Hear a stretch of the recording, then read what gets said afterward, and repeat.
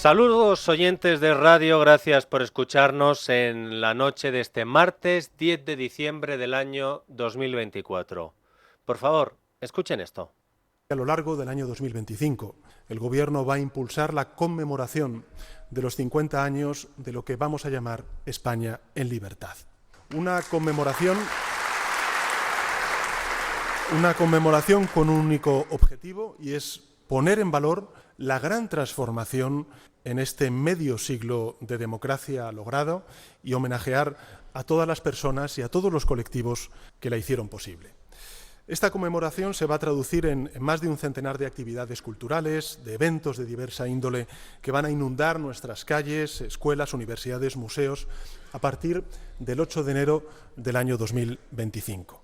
Por todos ellos y todas ellas estamos llamados no solo a recordar, sino a preservar ese tesoro único llamado democracia, para que cuando falten los mayores, cuando ya nadie pueda contar aquella historia, pues no se pierda el caudal de memoria. Yo a veces no sé si actúan por maldad, por estupidez o por las dos cosas. Y lo cierto es que no sé qué sería peor. Pero el día después de plantar a las familias de las víctimas del temporal en Valencia, que ha dejado miles de calles inundadas y escuelas anegadas por el barro y el lodo, después del desborde de los caudales de los ríos y de los barrancos, el presidente del gobierno dice que va a inundar nuestras calles y escuelas de eventos antifranquistas para no perder el caudal de la memoria. ¿De verdad que no tenía justo en un día como hoy otra metáfora? ¿De verdad que ha sido un error de cálculo del que le escribe los discursos al presidente? ¿O es que en Moncloa tienen una extraña manera de vengarse de los valencianos por el recibimiento que le dieron a Pedro Sánchez en Paiporta?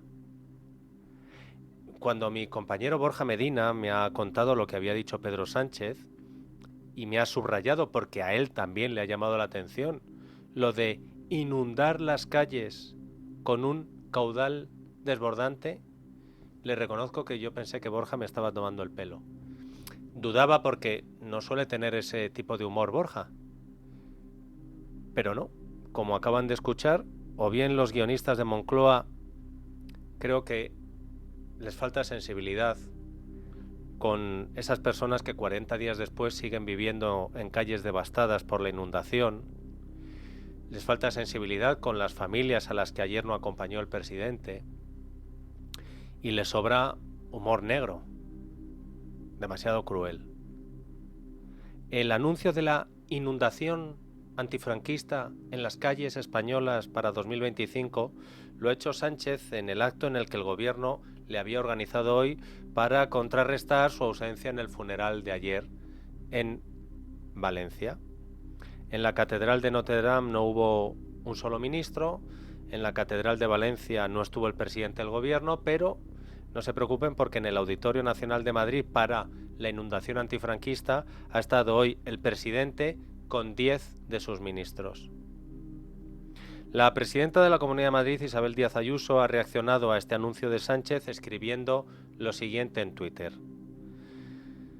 Para que no haya dudas, Pedro Sánchez ha enloquecido. Como su gobierno está en sus últimas horas, ha decidido quemar las calles y provocar violencia con grupos muy minoritarios que últimamente salen justo cuando él lo pasa mal. La Comunidad de Madrid, garante de la transición, la libertad y la Constitución, no se sumará a uno solo de estos eventos e iniciativas promovidas por Sánchez. Madrid con la democracia y contra el guerra civilismo. En cuanto Isabel Díaz Ayuso se ha pronunciado, rápidamente su defensa marcador,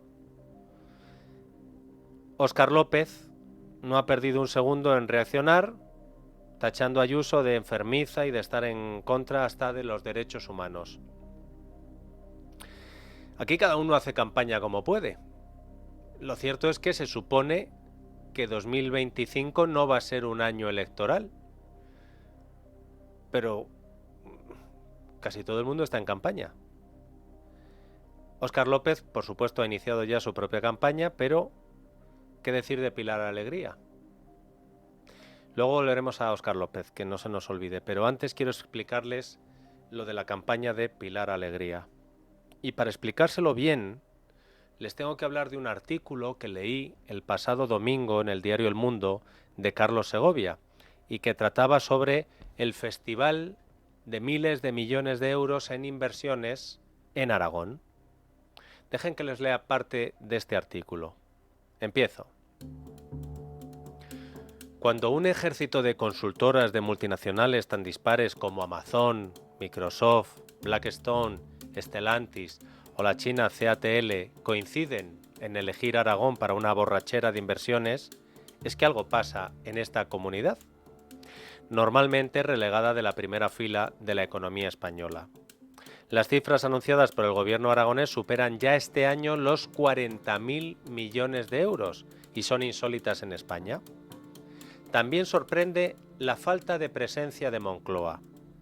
Se da el extraño caso de que el presidente del gobierno, Pedro Sánchez, no protagonizó ni siquiera el acto público del pasado 22 de mayo, cuando Amazon presentó su gigantesca inversión de 15.700 millones de euros para ampliar sus centros de datos en Aragón.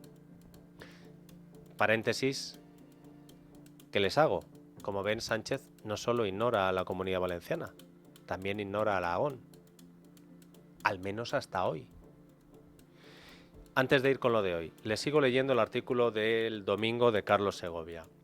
La última gran inversión del año para Aragón es la de Stellantis, que ha amarrado con la estatal china CATL una apuesta de 4.000 millones para la gigafactoría de baterías en Figueruelas, en Zaragoza. Previamente, Microsoft confirmó el pasado octubre 6.687 millones de euros para un centro de datos. ¿Qué está pasando en Aragón?, se pregunta Carlos Segovia. Pues él mismo se contestaba el pasado domingo. Aragón se beneficia de un cruce astral que no se produce en otras latitudes de España y de la Unión Europea. Además de una oferta amplia de suelo despoblado con acceso a agua y creciente y segura energía renovable, se beneficia de una desarrollada red de fibra que asegura su conectividad y una ubicación geográfica envidiable entre Madrid, Barcelona o Bilbao. Amazon, por ejemplo, dice compartir la estrategia del gobierno regional de convertirse en un nodo tecnológico líder a nivel nacional y europeo. Y aunque las empresas no lo mencionan en público, añade Carlos Segovia en su artículo, tampoco hay que infravalorar que Aragón respira un clima político menos polarizado que lo que se estila en el grueso del país. Azcón y el referente socialista aragonés, Javier Lambán, sintonizan contra el llamado cupo catalán concedido por el gobierno de Sánchez a Esquerra y también intentan acercamientos en asuntos de interés regional que no abundan en otras comunidades. Es llamativo el caso del fondo estadounidense Blackstone, que está apestado en Moncloa y calificado de buitre por los líderes de Sumar y Podemos como tenedor de vivienda, pero que ha anunciado una inversión de 7.500 millones en centros de datos en el municipio de Cala Torao, a 40 kilómetros de Zaragoza. No ha recibido crítica por parte del PSOE aragonés, incluso el alcalde socialista del municipio le da la bienvenida. Su inversión no tiene que ver con vivienda en este caso, pero Blackstone no es recibido en Moncloa ni para eso. Les he querido leer el artículo de Carlos Segovia para ponerles en antecedentes de lo de hoy en Moncloa, con el acuerdo entre la multinacional Stellantis y el gigante chino CATL para invertir 4.100 millones de euros en Aragón. Y se lo he querido contar para que sepan ustedes, después de lo que acaban de escuchar, el relato de cómo Moncloa a unos los trata de apestados, a otros no los recibe, dio el plantón. Pues hoy el gobierno de Sánchez, por algún motivo, ha querido ser protagonista de una boda en la que no era ni el novio ni la novia, de un bautizo en el que no era el niño, y gracias a Dios no era el muerto en el funeral. Porque el gobierno se ha querido poner la medalla de la inversión, de esta inversión de estas dos empresas en Aragón. Escuchen lo que han dicho en sus respectivas intervenciones iniciales tras el Consejo de Ministros la portavoz Pilar Alegría y el ministro de Industria, Jordi Hereu, antes de que comenzara el turno de preguntas. Evidentemente, cuando hay una noticia como esta, cuando hay una inversión tan importante como esta que acabamos de conocer, no es fruto de la casualidad. Es sobre todo de un trabajo y una apuesta constante también de este Gobierno, de esas noticias positivas que también trasladamos a las empresas de fuera para que puedan invertir en nuestro país y, por tanto, como les decía, queremos alegrarnos por esta gran inversión. El que hoy dos grandes compañías multinacionales hayan decidido empezar un gran proyecto transformador como es KTL y Stellantis en Aragón es evidente que se basa en la enorme competitividad del ecosistema industrial español, pero además afirmo que tiene mucho que ver con la implantación de una política industrial activa y, por tanto, la decisión de hoy tiene que ver también con la implantación, por ejemplo, de instrumentos industriales como los PERTES. Vamos, que la decisión de hoy de estas dos empresas es gracias al gobierno de Pedro Sánchez. Y ya está. Pero no se han quedado ahí. Después de la intervención inicial, antes de las preguntas de los periodistas, han llegado después las preguntas de los periodistas. Y no por casualidad, Moncloa, que concede escasos turnos de pregunta, le ha dado un turno de pregunta a un periodista del Heraldo de Aragón para que lógicamente le preguntara al ministro de Industria por esa operación de Stellantis y la empresa china en su tierra. Lo curioso es que la pregunta, el periodista se la ha dirigido claramente al ministro de Industria. ¿Y quién se ha apuntado también a contestarla? Pilar Alegría. Lo decía el ministro, con una inversión de 4.100 millones para un país, especialmente para un territorio como Aragón, desde luego la calificación no puede ser más que positiva, sobre todo por el impacto también que va a tener en materia de empleo esta importante inversión. Y anteriormente les decía, cuando dos grandes empresas deciden apostar por España, deciden apostar por Aragón, no es una decisión casual. Al final, este país lleva dando pasos muy importantes en esa política de reindustrialización, en materia de conectividad, en materia de transformación, en materia de seguridad ciudadana, en materia de paz social y, sobre todo, en materia de talento y formación. Y todos estos elementos llevan a que podamos hoy anunciar esta importante inversión de 4.100 millones, que lógicamente es una gran noticia. A que podamos anunciar hoy esta inversión de 4.100 millones. Escuchando a la portavoz del Gobierno parecía como si el anuncio lo hubiera hecho el Gobierno y no las dos empresas, que es las que han anunciado los 4.100 millones de euros que van a invertir en Aragón. No, el anuncio parece que ha salido del Consejo de Ministros. De hecho, escuchando a Pilar Alegría, parecería que es otro de esos anuncios milmillonarios que hace Sánchez y que luego se quedan en nada. Pero gracias a Dios para los aragoneses, aquí va a haber pasta de verdad porque la ponen las empresas. Oiga, ni una mención, ni una sola vez al Gobierno de Aragón, ni a las administraciones locales y regionales, y por supuesto ni una palabra para el presidente aragonés, el popular, señor Azcón. Pero ni una, ¿eh? Ni el ministro de Industria ni la portavoz han dicho, bueno, y tal, el Gobierno de Aragón nos alegra porque... No. Esto es solo gracias al Gobierno de España. Pero por no citar... No han citado ni siquiera al expresidente socialista de Aragón, a Javier Lambán, al que podrían haber mencionado, yo que sé, diciendo, bueno, es verdad que ahora en Aragón gobierna el PP, pero se están recogiendo los frutos de lo sembrado durante años, yo que sé, haberse inventado cualquier cosa. O decir, ven ustedes que cuando no hay confrontación política y el gobierno de Aragón no tiene una oposición malvada, tal, yo que sé, nada. Solo el Gobierno de España, y si me apuran, solo Pilar Alegría, que reclamaba todo el protagonismo, apropiándose hasta del anuncio de estas dos empresas. Y si se preguntan ustedes por qué el empeño de Alegría de captar foco con este tema, se lo aclaro. Bueno, en realidad no se lo voy a aclarar yo.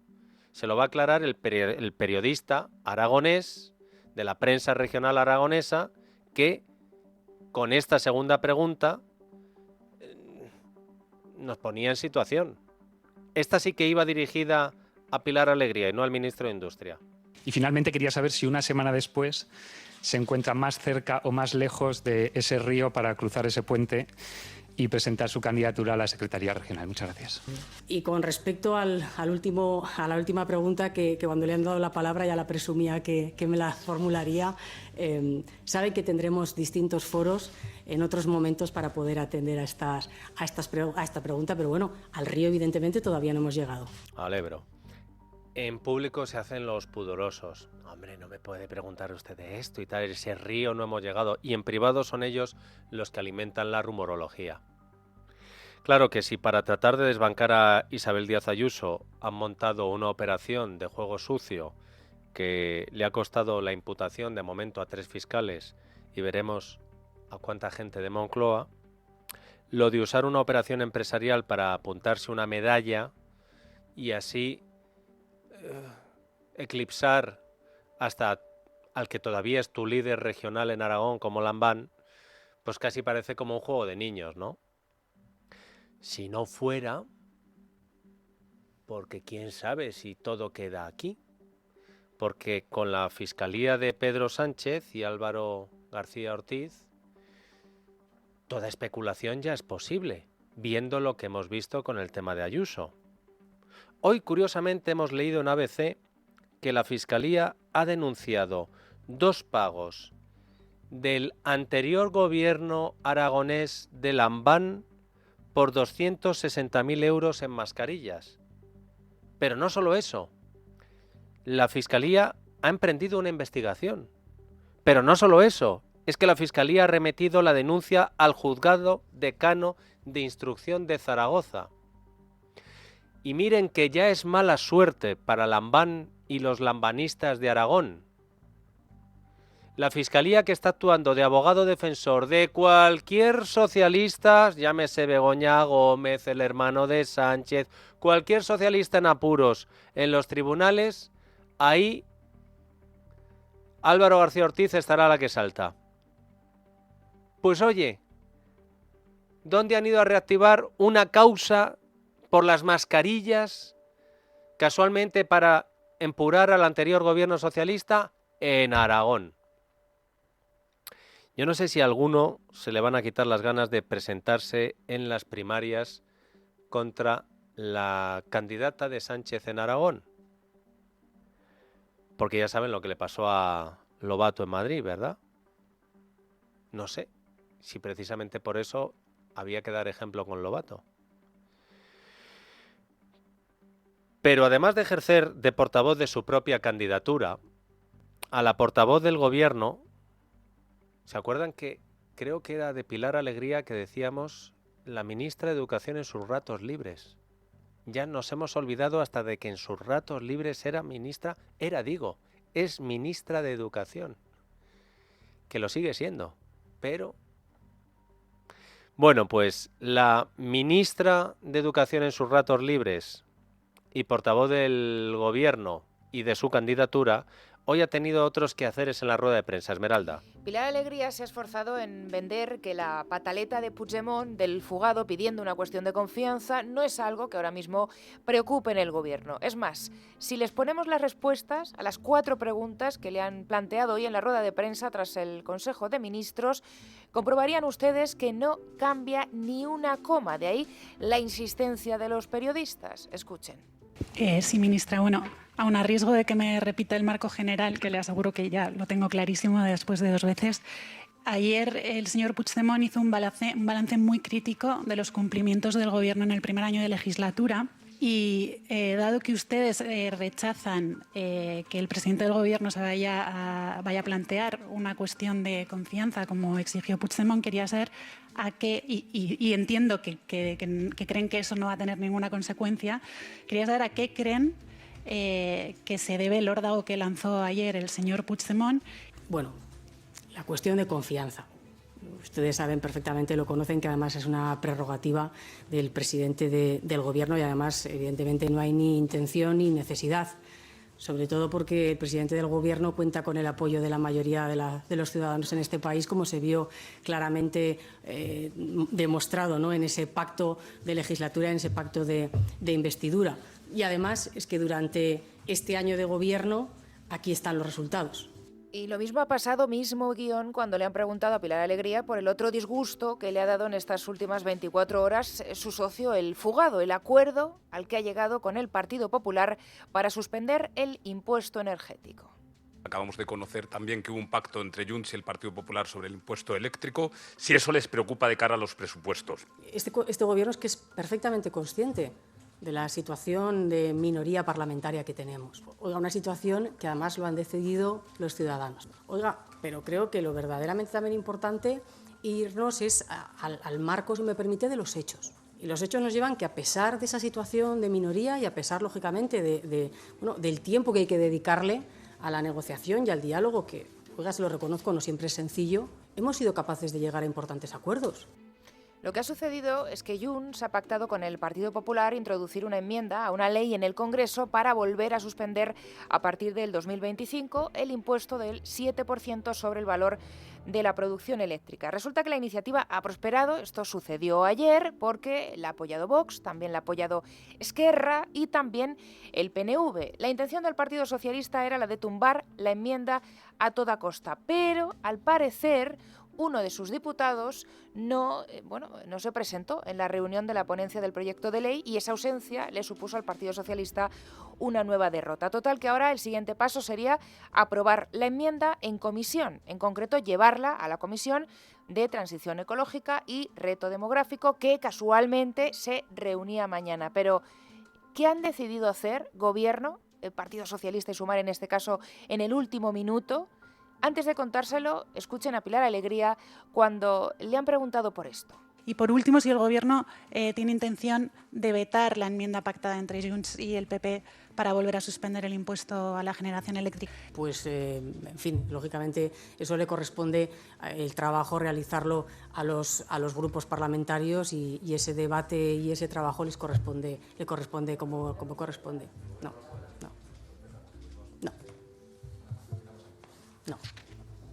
Pues Dieter, ha sido que sí. Sí, que sí, porque lo que ha hecho el Gobierno es posponer la comisión, no hay fecha en el calendario y así no se lleva 2 batacazos en menos de 72 horas. Pues no, nunca había durado tan poco porque era sí. Y una vez aparcado el tema Pilar Alegría, volvemos con Óscar López. El candidato anti-Ayuso, que también es en sus ratos libres ministro para la transformación digital, tenía hoy su propio anuncio que hacer. Si el de Pilar Alegría era apropiarse del anuncio de las 2 empresas que van a invertir dinero en Aragón, el de Óscar López, oye, no eran 4.100 millones de euros, pero les aseguro que hay campañas electorales de políticos que no llegan a costar 124 millones de euros. ¿En qué va a consistir el plan de ayudas a la digitalización de los medios de comunicación? Como todos ustedes saben, el presidente del Gobierno anunció un plan de ayuda de 100 millones de euros. Lo primero que les quiero decir es que finalmente el plan contará con 124 millones y medio de euros para ayudas a los medios de comunicación. Como digo, serán finalmente 124,5 millones de euros. Como digo, habrá una convocatoria a través de Red.es de 65 millones de euros para la transformación tecnológica de los medios impresos. Entenderán ustedes, aquí la prioridad es el papel, evidentemente, es quien afronta el mayor reto, es quien tiene que hacer el mayor esfuerzo para digitalizarse y es quien ha recibido esas ayudas a nivel europeo.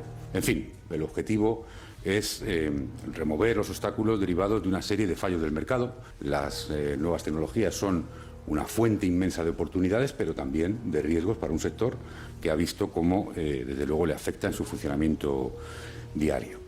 Es una pena que no le hayan preguntado a Óscar López por esto, porque yo me he quedado con la duda. Así que el Gobierno va a dar 124, ya no 100, sino 124 millones de euros a medios de comunicación. No sabemos a cuáles, a medios de comunicación. Y de esos 124, 65 millones de euros van a ser solo para algunas empresas que editan diarios de papel para que se digitalicen. Porque según el ministro de Transformación Digital, échale, que el ministro de transformación digital sea el que diga que las nuevas tecnologías están bien, pero que a veces provocan fallos del mercado. Supongo que por fallos del mercado se refiere a que como hay empresas que para dar las noticias tienen que imprimirlas en papel y otras las cuelgan directamente en internet, que están compitiendo con una ventaja que las del papel no tienen. Y que por eso a las del papel hay que darles 65 millones de euros. Claro, lo que yo me pregunto es, por ejemplo, El País en papel. Así que las nuevas tecnologías han provocado un fallo de mercado que ha perjudicado al país de papel. Y por eso hay que darle muchos millones de euros al país de papel. Pero, ¿y con quién competía el país de papel? ¿Con elpaís.es? ¿Con prisa.com? ¿Con cadenaser.es? ¿Esos eran fallos del mercado? Y es el ministro de Transformación Digital. Y también el candidato.